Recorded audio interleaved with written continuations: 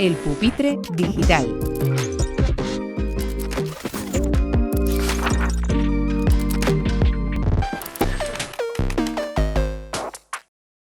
What does Brewster offer to the families and students? Let's talk about the educational model. So we should always start with the students, because the way that Brewster works is that students are understood as learners, they understand themselves as learners, their program is adjusted based upon how they're doing, what they need in order to be challenged and supported. The consequence of that is that the children themselves are happy because they're purposeful and they're successful and they know that adults care about them.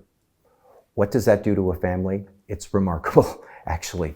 When children are happy and purposeful and successful, they come home with joy and not fatigue. They come home with positive stories and not complaints and lamentations about the way their school should be. At the end of the day, what we have discovered through our long history of working in America is that children love Brewster, and therefore children love themselves more. When they re-enter the family, parents are so grateful because they feel like their children are better versions of themselves because of the education the parents have provided them with. And what makes Brewster different from other schools? And how does that materialize on a day-to-day basis? Brewster is different in so many ways. And perhaps the best way for me to explain it is to take someone through a conceptual journey of a day. Teachers get to school before students. All of a student's teachers will gather and talk about all of the students in their shared care before class begins. And they make sure that every student in their care is appropriately challenged and supported, fully understood as a student. Adjustments are made every day in how students are educated. Students arrive and they work together. We have a school within a school we will have a school within a school for our lower school, for our middle school, for our upper school. Students will interact with each other in ways that reflect a high degree of collaboration. Teachers will almost never stand in front of a class and tell students what they need to know. They will help students to understand how to be great learners. At the end of our academic day, we also have time for really meaningful co-curricular work where we help kids to understand fundamental things like how to eat well, how to take care of oneself, how to interact with people who are like them, how to interact with people who are different from them. We also have a really robust selection of extracurricular programming. Some of those include really typical American things like basketball and lacrosse. And they include some really typically Spanish things like football, not soccer, football. And our students will be busy from the moment they get to school until the moment that they leave, but they'll be busy in ways that are very purposeful. We don't just give them work for the sake of doing work. Every act is an expression of our curriculum. And every moment during what is a long day, 8:30 until 5:30 or 6 o'clock, kids are very purposeful. Will the students have the opportunity to connect with their American colleagues? We imagined this network of schools several years ago. It was not until we really got into the business of creating this network of schools did we start to understand the many synergies that are possible when you have places that are teaching students in the same way. For example, next fall, we're going to have our young students who are learning English emailing, sending letters to our students who are learning Spanish, and the students who are learning Spanish in Wolfboro are going to email them back. They can jump on a Zoom and have shared classes. We're going to make sure that our older kids have the opportunity to spend time in Wolfboro and America more broadly, during the summer in some cases, and during full trimesters in other cases. In all cases, these schools are going to get better each because of the other, because we are going to control innovation locally, in alignment with broad goals. And what that's going to allow us to do is to grow stronger together through time, particularly as we expand. How would you define Brewster? Where does it came from?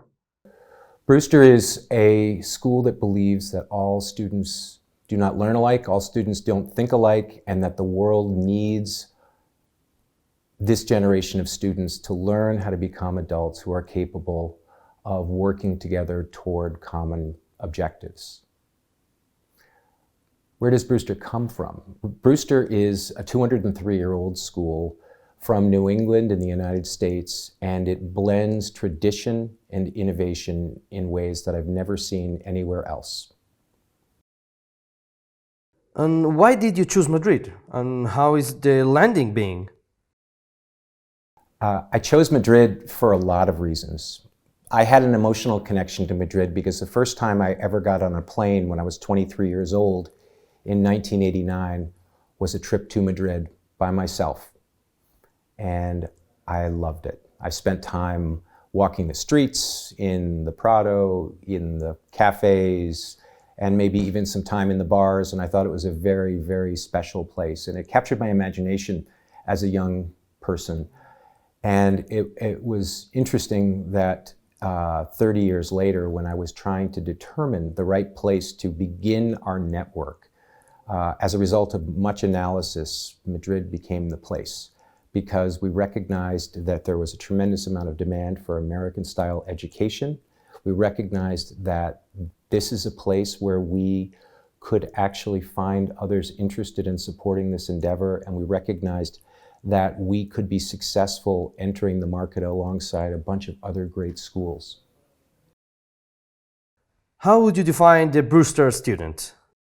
I define the Brewster student as unique.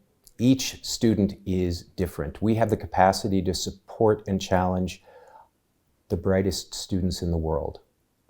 We also have the ability to transform those students who don't quite have a handle on how to achieve academically because they've learned differently. And we work in a beautiful way, having remarkably capable kids in some ways work with other kids who are less capable in conventional ways, and together they all get better. It is a very powerful recipe for transforming lots of different kinds of kids into great adults.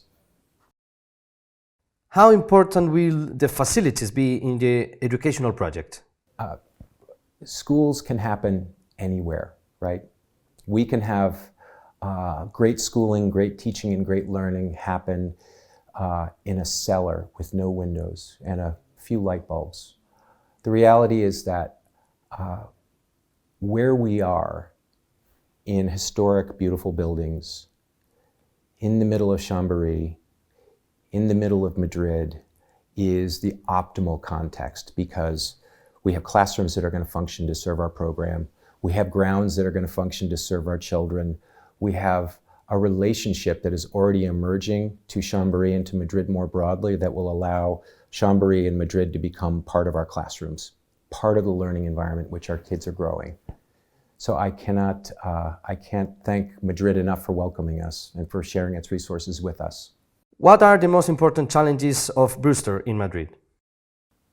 The most important challenges that Brewster Madrid faces are three. One, to ensure that we enter with clarity about who we are and humility. We know we are different, but we want to work in partnership with other schools, and we want to work with them in service to shared goals. So we have to just make sure that we take time for conversations with other school leaders. And to date, we've had dozens and dozens of those, and we need to make sure that we do so. The second challenge is to make sure that we configure our program so that we take advantage of all of the resources that are here in Madrid, and to use Madrid as an important learning context. And the third is to help people to understand our identity and what makes us different in a way that allows families to trust us in this first year. And what goals has Brewster set for the first year? And the next 5 years?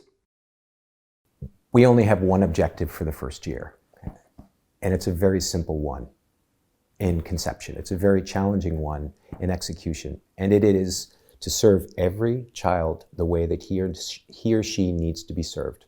Let me say that again. To serve every child the way he or she needs to be served. That is our only objective. That is going to be our singular focus. Our faculty arrive on July 7th. Almost every single one has already been hired. It's an extraordinary bunch. And we can talk about scope and sequence of curriculum and who has what classroom and when lunch duty is and who's monitoring recess and what our drop-off policies are and what the student handbook and the faculty handbook and the parent handbook look like. All of those are a means to one end, and that is to serve every child the way he or she needs to be served. How do you see education in Spain and specifically in Madrid? I see all of the elements in place to make Madrid the most exciting center of educational innovation and excellence in Europe. I see it all. There is the desire, there is the capacity to innovate, there is the belief in the power of education, and those three things are in a really important cocktail that will ensure that we look back when you and I are old men and we will see that Madrid is the educational center of Europe. Do you plan to continue your expansion through the rest of the country? Right now we're focused on opening effectively and are laser-like focused on ensuring that we serve every child in Eloy Gonzalo the way he or she needs to be served.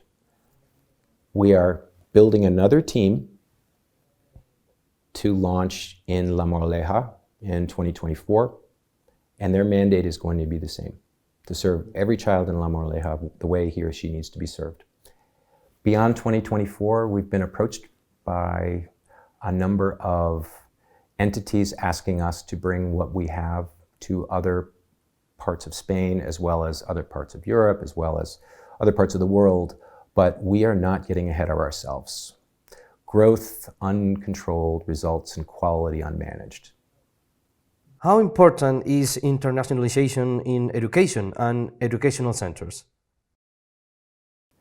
I think my view of the world is that there are myriad challenges facing not just our generation, but the next generation. And I think one of the most important ingredients that will be among the set of practices that result in solutions to a lot of these problems is that this generation of kids has to learn to work with lots of different kinds of kids within that generation. Diversity is going to be really important. Diversity of thought, diversity of background is going to be really important, and we need to have an education that includes lots of kids from lots of different backgrounds. We need an education that talks about issues that we all share, because when these children grow up and become adults, they will be their circumstances to solve and reckon with. And only by understanding lots of different viewpoints, only by understanding lots of different cultures, only by understanding lots of different ways of thinking about these problems will we have any hope that they will be able to solve them. What do you love the most about Brewster? I love that this is joyful work. Even launching a school is joyful work when you are talking about trying to transform kids. Trying to transform kids, we're trying to transform families. When we're transforming families, we're transforming communities. When we transform communities, we just might transform how other people think about education. And that is joyful work because it is very hopeful work. And how would you imagine the best school in the world? I think the best school in the world is the one that executes best on its mission, period. In that way, there are many best schools in the world because many schools are extraordinary at executing on their particular mission. And I've been to 5 or 6 best schools in the world in the last 6 weeks in Madrid alone.